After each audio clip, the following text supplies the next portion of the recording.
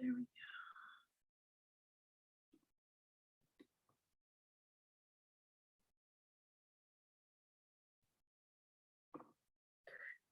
Welcome, everybody. We're just going to give all of our attendees a few minutes to get logged on.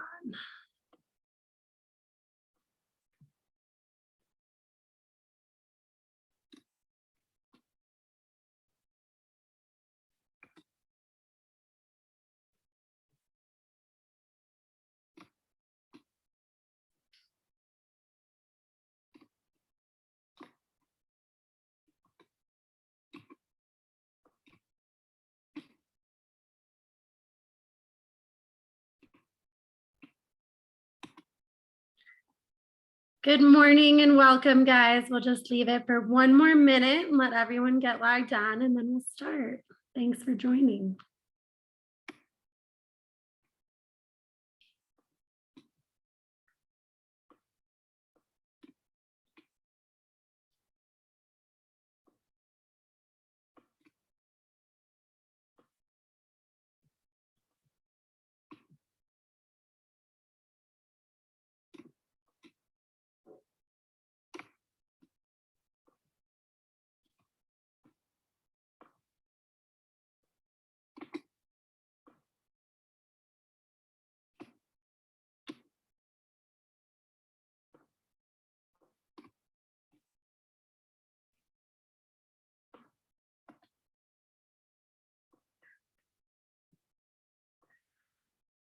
All right, good morning, everybody. My name is Cecilia Mortar, and I'm the Executive Assistant at the Steamboat Springs Chamber, your host for Thrive Together. I want to take a minute to thank our committee who remain dedicated in putting this incredible event together.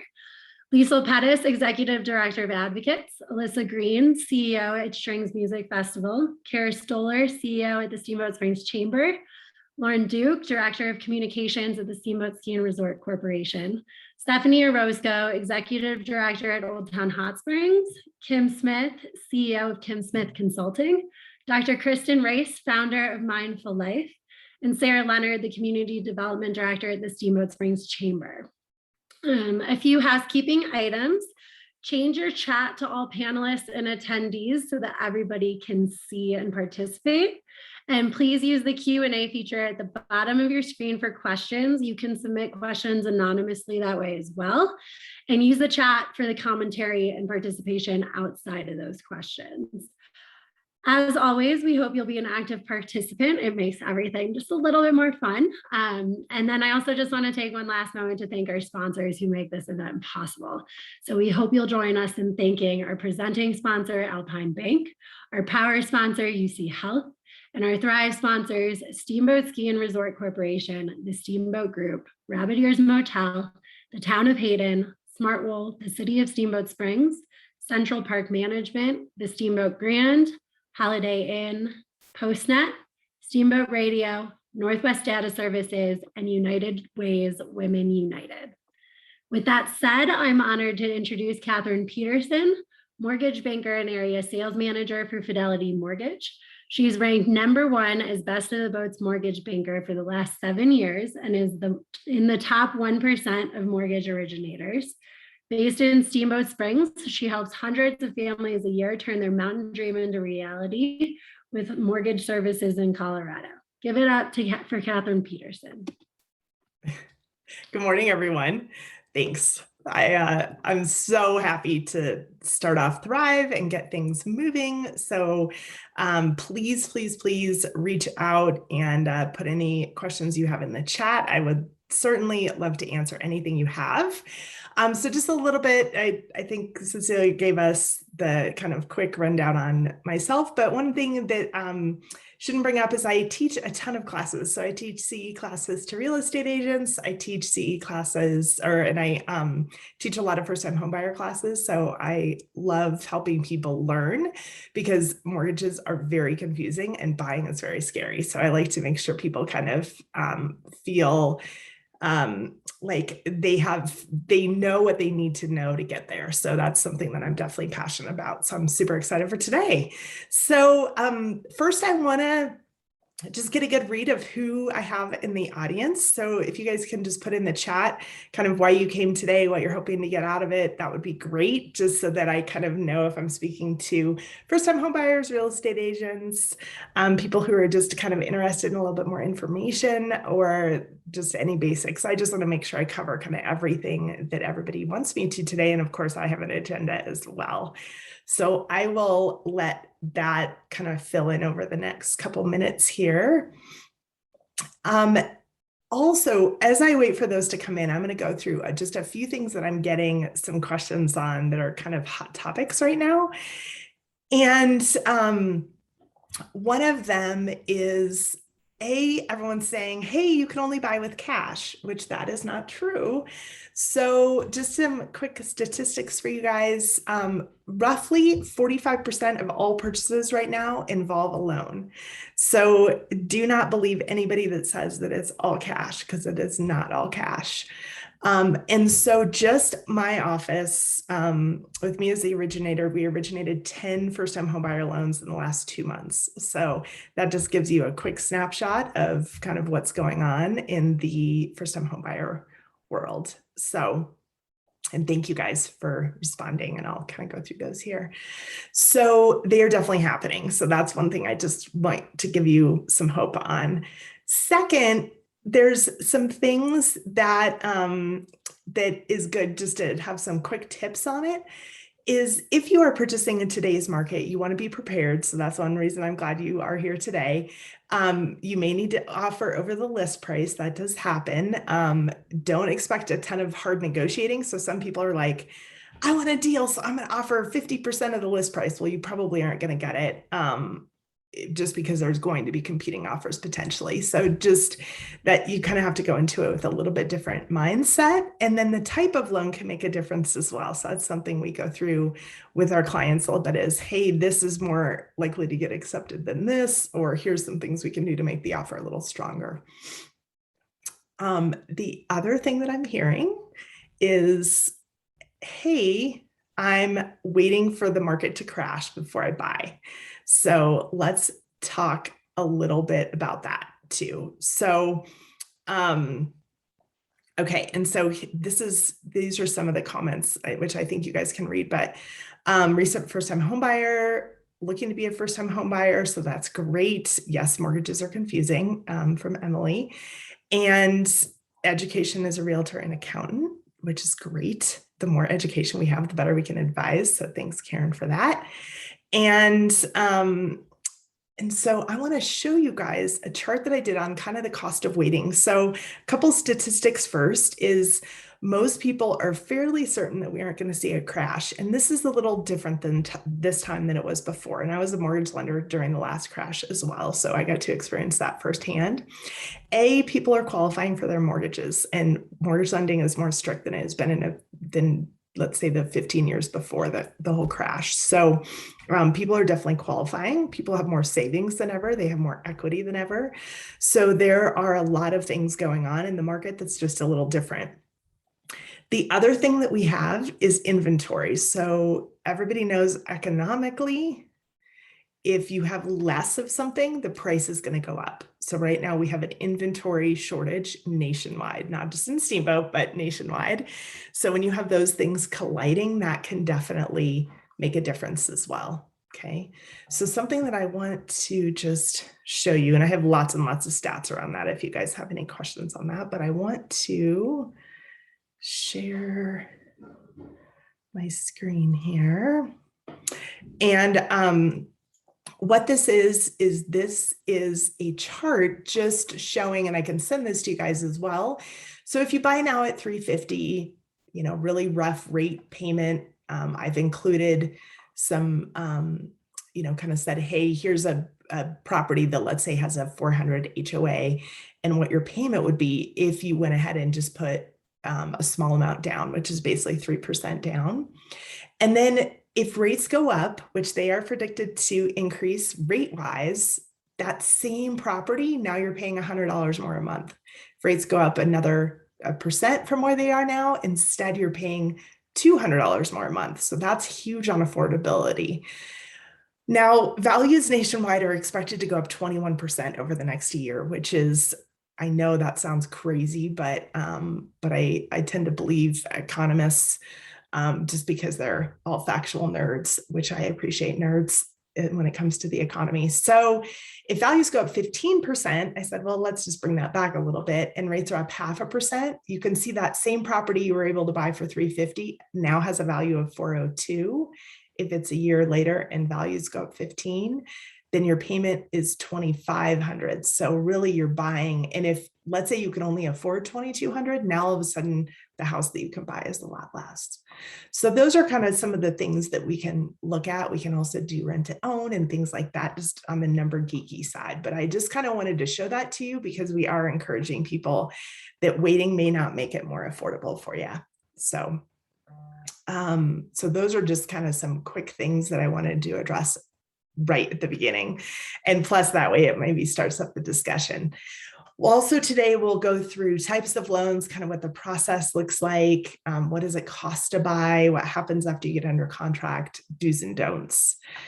And then, so anyone have any questions on that section first? Wait a second here. I know it can be slow to load. Okay. All right. So overall, another question that I get a lot is when in the heck do I meet with a lender? Because I don't have the house I want yet. Well, what I always tell people is if I had my dream, I would get to meet with a client a year before they bought. And I know that sounds crazy, but it's because then we can mold you into the perfect buyer. And what I mean by that is, do you have the right savings? Is there something little on credit that you can maybe do to increase your credit score 20 points that you may not know about? Are you mentally ready? Like, do you need to kind of talk through some payments and numbers so you have an idea of what you might want? It's also wise to start watching the market of, hey, I don't like that neighborhood. I like that neighborhood. I like that kind of project. I don't. I have a pet. I don't. So those are all things to start the earlier, the better, just because then when you're ready, you're really, really ready. The worst thing is when someone finds a house, we look at all their stuff and they don't qualify. And it may be because they did something in the last couple of months that made it so they can't qualify. So we like to put you on the right path to be able to purchase a home. So those are definitely important.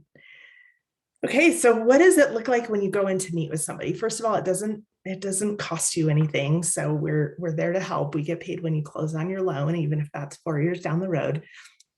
So what does that process look like? Well, typically we get your vitals, which is what I call them. So things like, how much, what's your birth date, what's your address, kind of that kind of basic stuff. What does your job history look like? We have you fill out an online application. We get some documents from you. We set up a time to chat, and we then review kind of where you sit, what is affordable for you in a payment. And if that payment's comfortable, we can run as many numbers at that point. We typically review your credit report. We also talk about programs that may work, because that's the hard thing, is sometimes people will do a ton of online research, but they don't know what program works best for them. And so we try to set up something where we say, okay, here's the options that you have. You can either do this type of loan or this type of loan. We recommend this type because of this, or because of the type of property you're purchasing. So it really kind of helps us narrow down the programs for you. Also, if for some reason it doesn't, like there's something you have to do before you purchase, we try to give you a homework list of, hey, here's some things you need to do to get there. So you may have to, work on this collection, or you may have to improve your credit score, or report the income that you're earning but not reporting, something of that sort. So we try to kind of talk you through the steps you need to get to be a buyer. So we call you a future buyer at that point. So, and I promise that we don't bite. So we're pretty nice about that whole process with you. Okay. All right. Cecilia, any questions? Or I don't see any in the chat. Let me just make sure I'm looking at it. There are no questions as of yet. Thank you, Catherine. Okay. Some of these numbers are wild, so it's very interesting.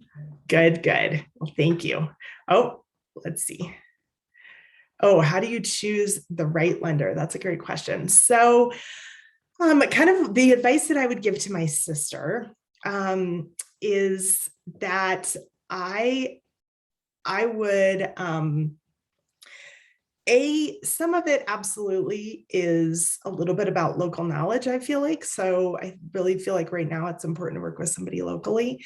Also, sometimes they have a little bit different programs. So like, for instance, we'll occasionally see somebody qualified for an FHA loan when they could have done a USDA loan, but USDA loans are typically more common in rural areas. And so that is something that is a little bit tough, is because if the lender down in Denver doesn't even know that that's a program because they aren't used to rural areas, those things can impact your choice.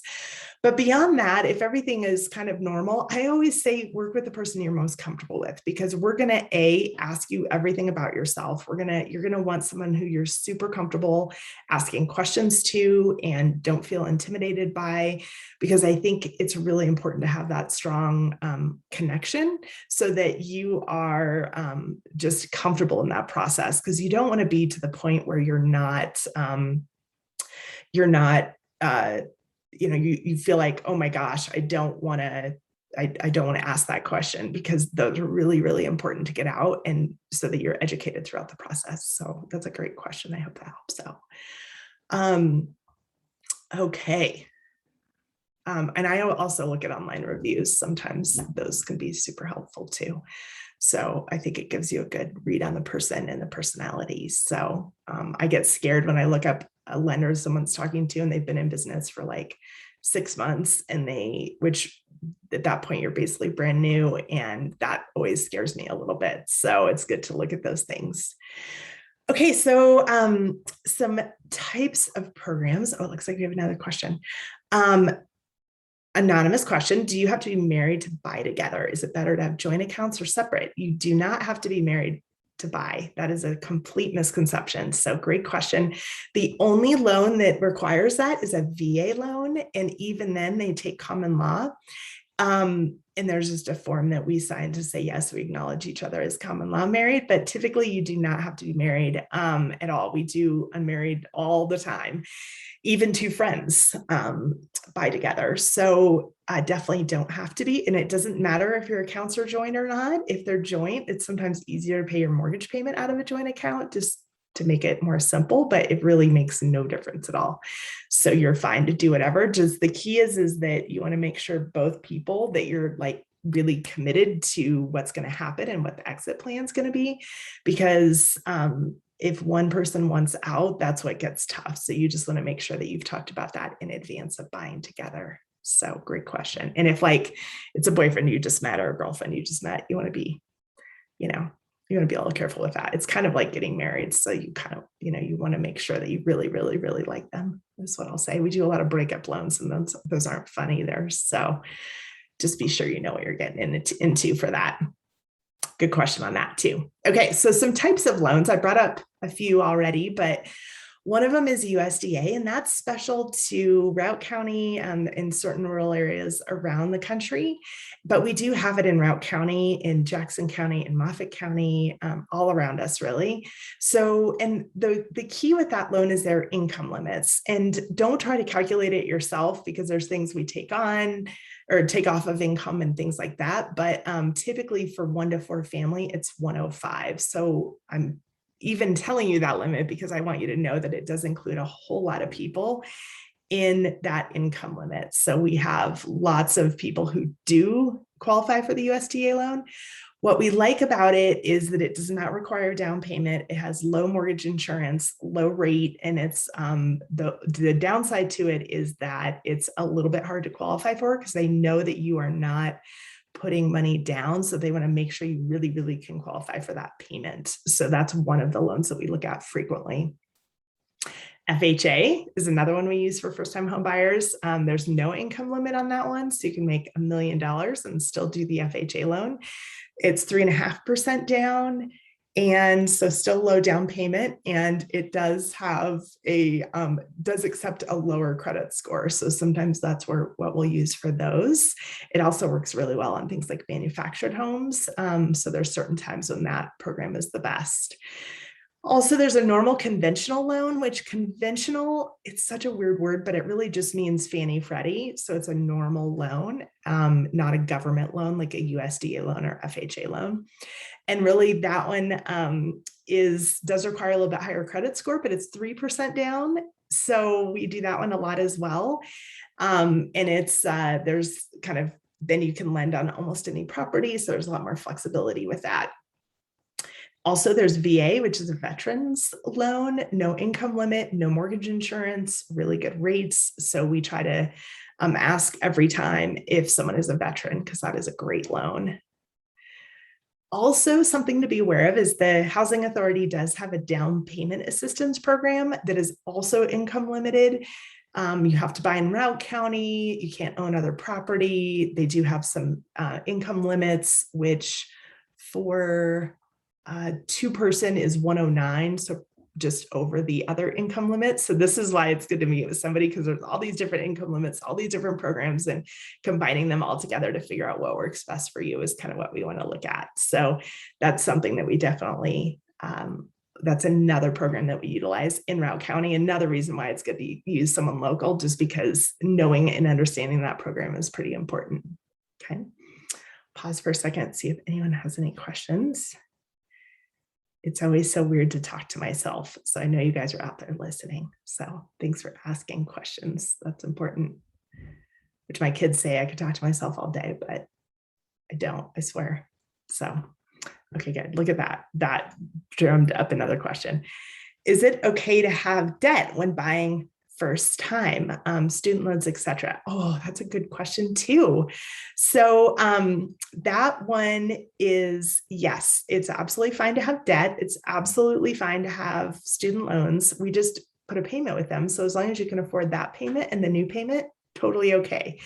Also, the great news about that is that the way that they look at student loans has actually changed over the last maybe 6 months. They've updated the guidelines so that we don't have to count as big of a payment as we used to.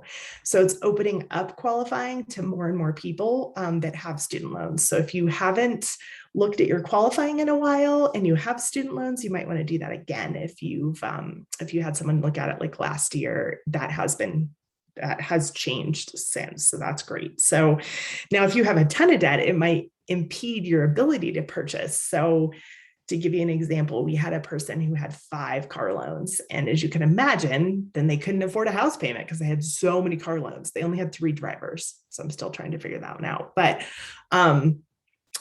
overall, that hurt their ability to purchase a home. So you want to be careful about how much debt you do have, but people with student loans, they're going to have those unfortunately for a while, and they purchase homes all the time. So it's something that's one of the easier ones to get around. Mortgage people hate car loans more than anything else in the world. So, but again, even with those, as long as you can afford both, you're totally fine. So great question. And then I'm going to get to that question here in just a second, the next one. Okay, so because we're going to kind of bring that up here.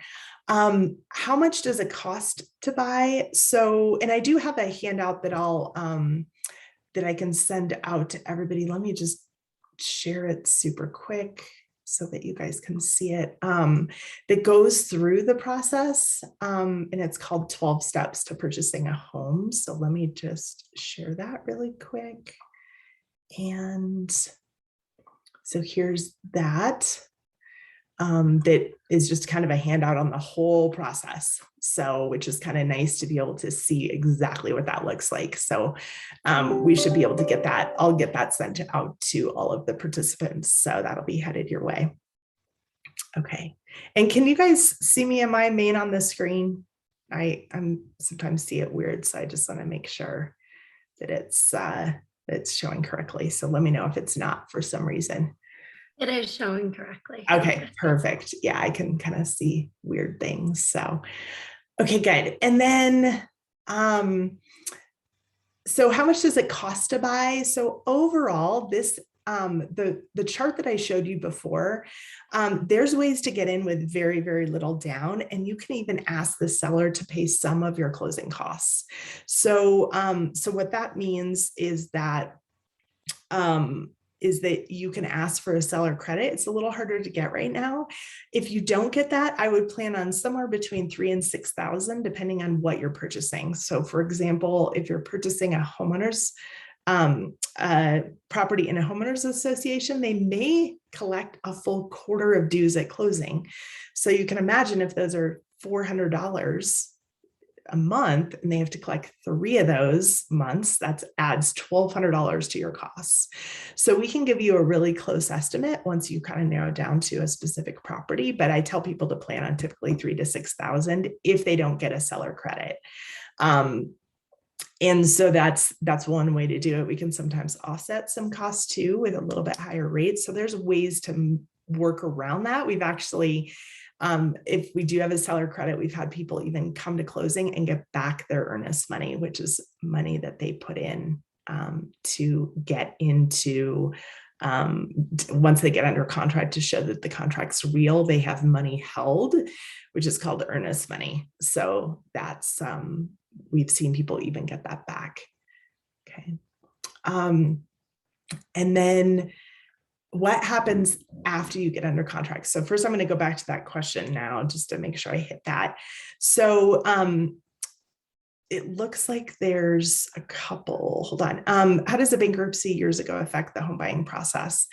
If a bankruptcy is typically more, it depends on the program, but 2-3 years out, depending on the program, we don't even worry about it. And it again depends a little bit on the program, but the key is what you've done since that time. So if you had a credit event and you rebuilt credit and your credit score is strong, I've seen credit really high after even a couple of years after a bankruptcy. That's the key. So don't hesitate to reach out to me and I can talk you through kind of how to rebuild credit, but that's probably the more important thing versus the event. So especially if it's a long time ago, shouldn't even be impacting your credit score after somewhere between 7 and 10 years. So make sure you're checking your credit though, so that you're doing what you need to get that off of there. So same question for what if you don't have a long history of credit? If it depends on what you've had again and what that looks like. So typically we tell you if you have 3 to 5 lines of credit, and that's okay if you haven't had certain things, but even if those are credit cards, those particular ones will impact your score more. So for example, if you have 2 credit cards or 3 credit cards and you pay them on time, you're going to have a really strong score versus if you're late once, it's going to impact you greatly because they don't have a huge depth of that.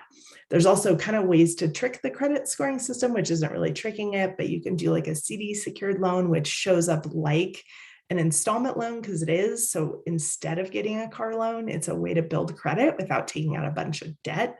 So there's some ways around that. I could probably give a whole class just on credit, but let me know if you have individual questions, and you can always email me too, because obviously we've had to be credit dorks, geeks in the meantime as well, because we try to help people through that. But you can build credit really easily. It's a lot easier to build credit than it is to fix yucky credit, especially recent yucky credit. So building credit can be done really quickly. And there's actually some options around that too, like alternative us verifying rent and things like that as well. So there's, again, just get with somebody to take a peek at it.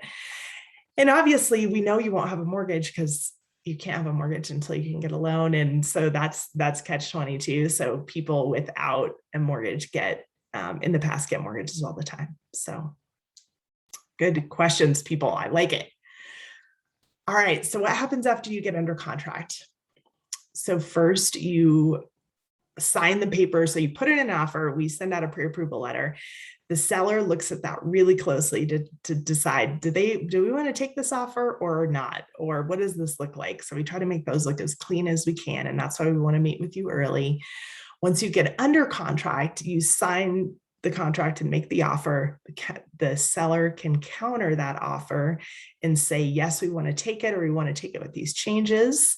And you go back and forth on that negotiating. Once all that gets done, then you sign papers with us that are called disclosures. And that says things like a lot of law stuff, like You get a copy of the appraisal. We can verify the information you've given us, but it also kind of finalizes a lot of the numbers. So now we know, now that we know your closing date and the property, we can give you a better estimate of what you need to bring to closing, what the payment's going to look like, all those things a lot more closely than we've been able to predict before. We gather any updated financials that we need. We will verify information that you give us. Like we may contact the IRS to show that the taxes you gave us are the real taxes. So we do a lot of those verify employment, things like that. I'm sure that if any of you are in HR, you have filled out those forms for us, so thank you. Then we also get an appraisal. And what an appraisal is it shows us and you what the value is of the property according to an appraiser. And they are looking in the past, not in the future, but they're looking at recent comparables to decide, is this property worth what you're paying for it? And so right now that's the slowest part of the process because we only have a certain number of appraisers and they're all really busy. So, so we get that ordered and take a peek at that. We also submit it to underwriting, which that sounds scary, but basically it's just someone to kind of double check all the work, make sure that you fit into the guidelines and ask any needed questions. At the same time, we'll kind of ask those questions, wait for all the verifications to come back. We send it back into an underwriter who hopefully then we get clear to close. Then I do a cartwheel. You do too. Maybe don't hurt yourself. And that basically means that we're set and ready and you're fully approved as long as you don't do anything crazy like quit your job right before closing. We get final numbers to you and to the title company so that you know exactly to the penny how much to bring, because some things like you decide insurance after you've found the house, or the homeowners association will prorate things to the penny. So there's some numbers that we wait for till closer to closing. We close, and that's basically done at a title company in Colorado where you go and sign all the papers and then you move in. So it sounds simple, and it most of the time is, but it can also, there's lots of little tiny steps within that, but we're in constant communication around that process. So that's the quick and dirty process. Do you guys have any questions on that? And we'll have some questions, time for questions at the end too. Okay, I'll watch for those to come up. All right. So we talked a little bit about this before, but so here's some kind of do's and don'ts that what I see people doing that can either during the process or before the process that can hurt their chances of qualifying or their amount of qualifying. So one of them is, like I brought up, changing jobs, especially in the middle. So if we know about it, it may be okay. And if you're doing it prior to even getting pre-approved, that's absolutely fine. So don't feel like you can't do it. Just have a conversation with us a little bit about it. But what can hurt is, let's say you change how you're being paid. So you were salary and you change to 100% commission. Well, we don't know what that commission is going to look like. And lenders like predictability. So we don't know if you're going to make more or less and what that's going to look like seasonally, which we have a lot of seasonal type of commission employees here. So we want to see some history on that. So normally if you change from salary to commission, we have to see what that looks like over 2 years. So sometimes if people are negotiating something, I tell them, hey, for now, let's work on a big base because you're in the middle of changing jobs. And then because that we can use right away. So there's, even though that may not give the best income at the start, but you can always change it down the road. So, so those are kind of important. Also, if you change from being, a W-2 employee on salary to opening up your own business, that is also going to take us some time to be able to count that income, because businesses have lots of expenses at the beginning and a good percentage of them may not make it. So they want to know, A, you're a business that's going to make it, and B, we know what your income is on your tax return. So we're going to see typically a couple years of taxes. So we've had people who are pre-approved, they decide to open their own business. Now they're not pre-approved anymore. So it's something just to make sure you keep us informed on. And that's, again, why it's good to meet with us early. Also, we talked a little bit about this already, is if you buy a car. So I'm going to do a quick calculation for you. So let's say you purchase a car that's $400 a month. And the how that changes your affordability is $91,000. So that's why mortgage people hate anything to do with car loans, because it does really hurt where people sit on their qualifying. So that's a really good kind of reason why we want to make sure that that you don't pick up a new car loan, especially in the middle of a purchase. Again, if that happens, let us know, because sometimes we can kind of stress test your application to say, okay, if I had a car loan and the car loan's $400 a month, you're still fine.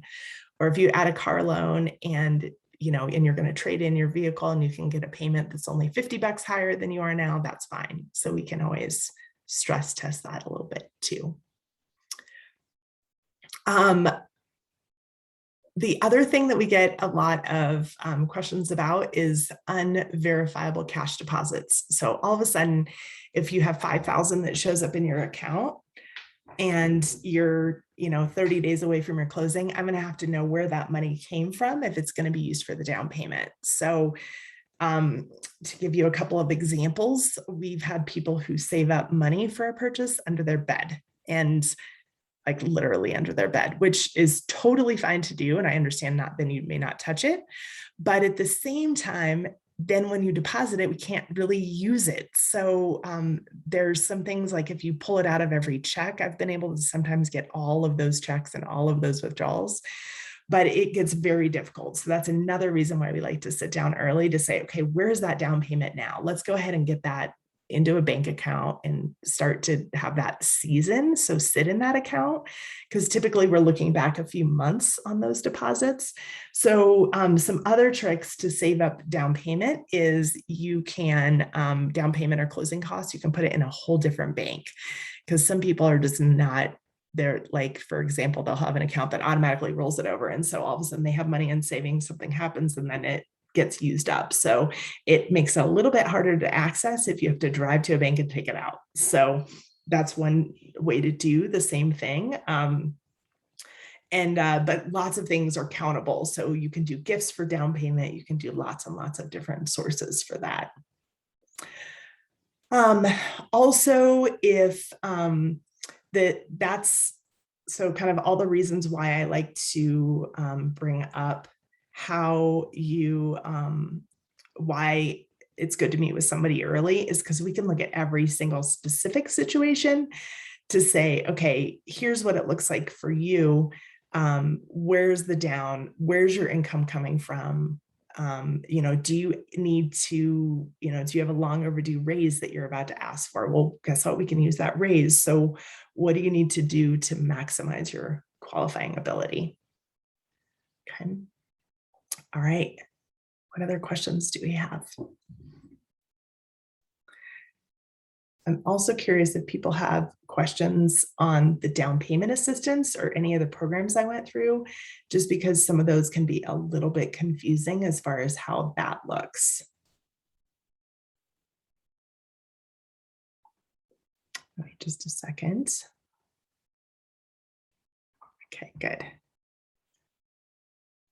All right, yes. So how does down payment assistance work? So basically, there's lots of different down payment assistance programs, and I can also discuss deed restricted properties as well. But the down payment assistance that we use the most often right now is the one from the Housing Authority. And so what they do is the Housing Authority will get some information. Normally we can send it to them as well, that just kind of pre-qualifies you for that separate program. And their rules are, you have to buy in Route County. You have to put in at least 1% of your own funds. They do restrict how much, your debt ratio is and what that looks like, and then also look at your income. But then what happens is they will give you typically up to $20,000 or 10% of your purchase price. Then that money doesn't have payments on it, and it's due in 15 years. So it's at a fixed rate now that's set. I'm going to pull up and I've got the link to that as well that I can send you if that helps.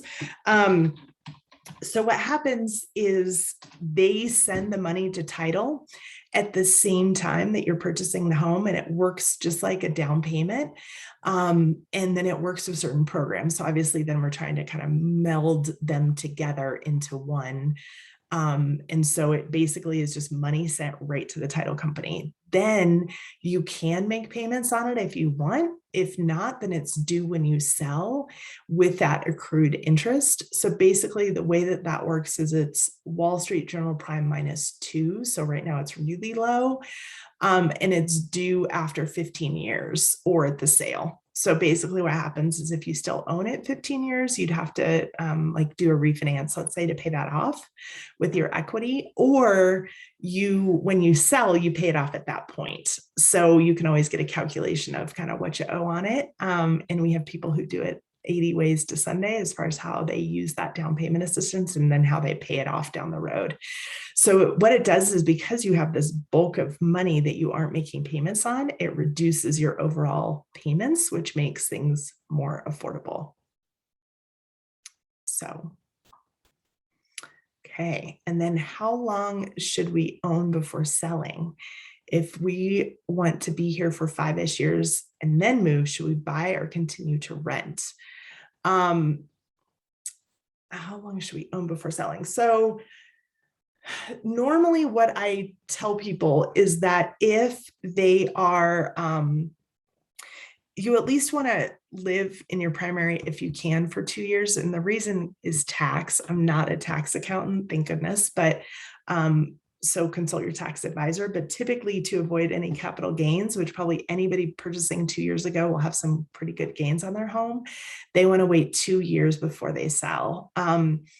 And really the rule is that if you've lived in it as your primary residence in 2 of the last 5 years, then you sell, then you can avoid capital gains. Again, check with your tax advisor. So, so that's kind of a general rule. Sometimes people will sell and purchase. Sometimes they'll rent the old place and purchase a new home. It's done again so many different ways, just depending on what the client wants to do. So sometimes if that's someone's long-term plan, I'll tell them, don't pay extra on your mortgage, save up money so you have down for the next place if you don't sell. So if you decide to keep the property and rent it out, then you still need money for the down payment, which you're not going to have from the old place. So being able to save up some money for the down on the new place can be key. So those are all things, again, why it may be good to chat as early as possible. And so those are kind of key for that. And I don't understand on the 5 years, if we want to be here for 5-ish years and then move, should we buy or continue to rent? So I think if someone's going to be around for 5 years, I think that makes sense to buy. Normally, if somebody's going to own for less than 2 years or less than a year, even, those are the times that I'm like, oh, because keep in mind, when you sell, you typically will pay a real estate agent roughly 6% to sell, and you'll pay some closing costs. So maybe plan on 6%. So you want your property to have time to appreciate that 6%. So right now, have we had that appreciation? Absolutely. But in a normal time period, let's say even in lower times, it may be 3%. Route County's average over the last, I think it's like 40 years, is about 5%.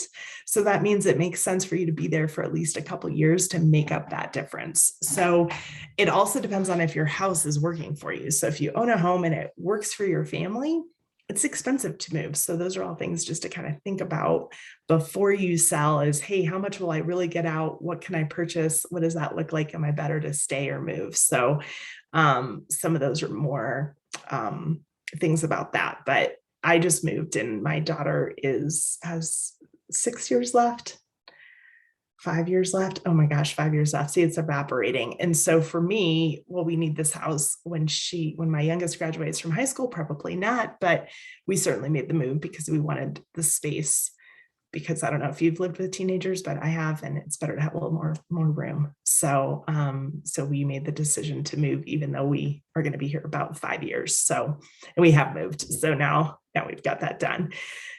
So those do make a difference. Also, it's good to chat with your tax accountant a little bit about that because of capital gains and how they roll over and what they use for those. As tax basis can be huge. So again, another good reason to get with your tax person on that as well. Good questions from the group. I love these questions. Okay, good. Any other questions about DPA programs? Okay. All right, I'm also going to take a peek here. I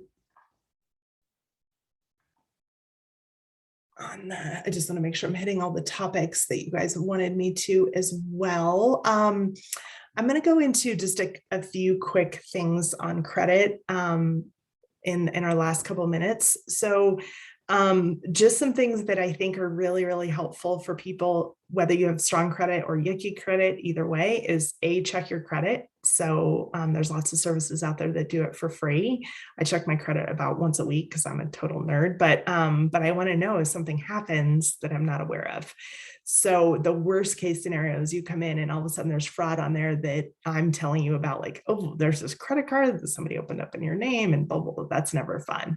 So you want to be checking that just to know what's on it. Also, people who check their credit tend to have a better score because they understand it more. So those are important things. Make your payments on time. A mix of credit is good. So for example, if you have credit cards and installment loans, that's a mix of credit. So mortgage is kind of the last mix that somebody has, but the ideal would be credit cards, installment loan, and then mortgage. So that's going to create typically the best score. And then also inquiries, yes, they do make a difference. They are necessary, like when you apply for a mortgage.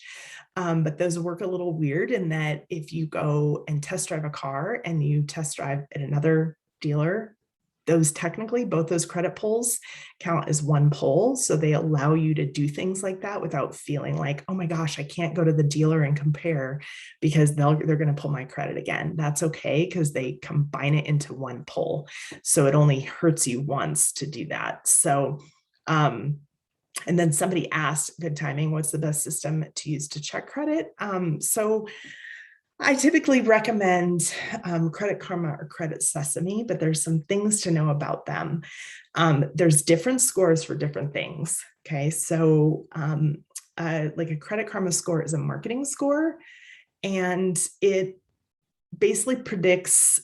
Credit scores are a predictability model. So a mortgage score predicts the likelihood of you being late on a mortgage versus a car loan score predicts the likelihood of you being late on a car loan. Credit card, late on a credit card. So they're different. So, but they at least give you a good picture. So even though someone will look on Credit Karma and say, oh my gosh, I have a 720 score, I might pull a 700 score, or I might pull a 740 score. But at least you can see the trajectory and you can see exactly what's on your credit. So you can look at it and say, okay, I have this collection that I didn't even know about. It'll show up on there so you can see it. And that's what's important. But keep in mind, the score may not be perfectly accurate. Typically, if somebody shows they're excellent in Credit Karma, I'm going to pull a good credit score as well. So don't get worried that it's going to be completely different, but it might be, it's not going to be the same score. And part of it is also that it's like the secret code. So it's like the Coke recipe that they really want you to be able to, they don't want you to test it out and figure out their secret formula, because that's really one of the ways that they make money. But they're at least willing now to give you access to kind of what about does it look like. So really, we typically use something like FICO, and some places you can get that for free. We have to pay every time we pull credit. So typically the free ones are not a true mortgage score. Okay. So hopefully that helps answer that one. That was a good question as well. Okay. All right. So then if you want a rent to own analysis from me, we can certainly do that for you. If you can let me know what your rent is, so you can email me, and Cecilia, does everybody have my contact info, or should I can probably share a screen with that or put that in the chat. Yeah, if you want to put it in the chat, that would be the best way to share. Okay, great. The other thing is I've got some handouts and a video series that we can send out. We also try to keep people informed through Instagram. We just do kind of random videos on the market, why we don't feel like it's going to crash, tips, new programs, things like that that come out. We try to get those out via video on Instagram. And then also, if you guys have specific questions on credit or anything else, you can shoot those off now, but you can also email me if that's easier, but we'll give a few minutes for any other questions that we have. I think the key that I want you guys to go away with is don't be afraid to meet with somebody, no obligation. We just kind of want to help. And also, don't feel like you can't buy right now if you're a first-time home buyer. That certainly is not the case. We're doing them all the time. So don't lose hope. And we want our locals to stay here. So please, please, please at least try. I think most people end up in a better situation than they think that they're in. So that's always a nice place to be too. Okay. Thank you so much, Catherine. We'll give everybody one more minute to put in final questions, but that was a lot of information. Some impressive numbers, and I should have come to see you before I bought my house. But I guess I have one question on like refinancing. When do you suggest that people refinance? What are the things that we want to look for? That's definitely an applicable question right now for sure. So some of the when depends on what type of loan you're in now. So for example, right now we're refinancing a lot of people out of mortgage insurance because we've seen so much appreciation over the last couple of years. Now, does it always make sense just to refi to get out of mortgage insurance? Not always, but that's why we have those geeky worksheets that I was showing you before, is because we also run those a lot for refinances where we say, okay, here's your current loan. And if you're at 4% now and you're going to go down to 3%, this is what it saves you. And if you're going to be in your home for at least 2 years, it really makes sense to refinance now. So we actually tell almost as many people not to refinance as to refinance, but we run the numbers every time first just to see, does it make sense or not? So we can always do that for anybody, whether you did your loan with us or not, because we're kind of, it's all math. So the math doesn't lie. And that's, that's why we like to run it, to say, okay, if your goal is to be there for a few years, this makes sense to do, or no, this doesn't make sense to do. Just keep doing what you're doing and making your normal payments. So, but typically right now we're refinancing people to get out of mortgage insurance, reduce their rate, take out cash. We just did an Instagram video on that. People on average have 153,000 of equity in their home. And so we just did one recently where they had a bunch of credit card debt from COVID. And so we refinanced their loan, got them a lower rate, and paid off all their credit card debt, which was such a relief for them. And then we'll also look at it for college, home improvement, purchasing another property, like buying land or purchasing a rental property, things like that. So there's a lot of reasons why people refinance, just depending on what they want to use that equity for and what their financial situation is. Also, some people move into a 15-year instead if they want to aggressively get their loan paid down. So, okay. Yeah. So it depends is my answer always. Well, thank you very much. Catherine will be sending out some follow-up documents, so make sure you take a look at that. And her email is in the chat. But I want to thank all of you for participating in the kickoff to the Thrive Together Women Summit. Our in-person event is on October 15th, and we hope to see you all there. And otherwise, there will be virtual sessions every week before and after that, leading up to Thanksgiving. So I hope to see you guys again soon. Thank you, Catherine, for the wealth of information, and have a wonderful day, everybody. Thank you.